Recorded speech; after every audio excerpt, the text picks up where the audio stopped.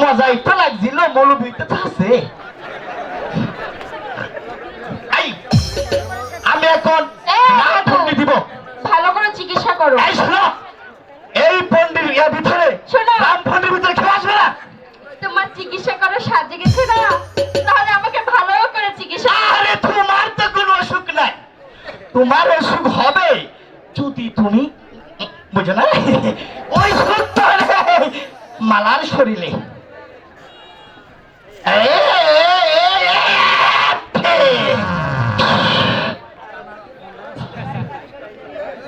Kutcher মার পেটে তার হাতে শিরুঞ্জড়ি, কুচার পেটে দিয়া ভাও কানে কানে কইয়া দাও, যদি না কও হাসা কথা তাহলে খাইবে আমার উস্তাদ অখিলি বাবুর 14 দুষ্টুরির মাথা।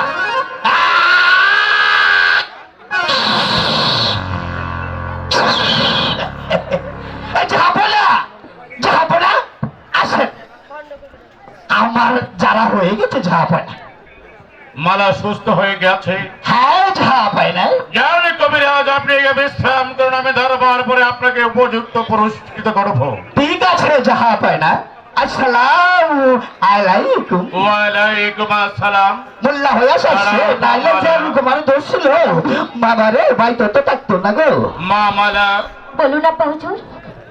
যখন কোনো সন্তান মেয়ে বিয়ের উপযুক্ত হয়ে যায়, তাকে স্বামী হস্ত করার জন্য পিতার একমাত্র কর্তব্য।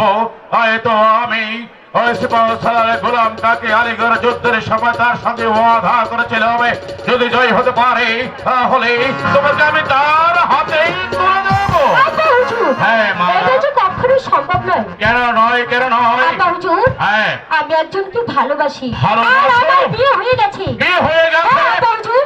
তার সঙ্গে কোন দেশের রাজপুত্রের সঙ্গে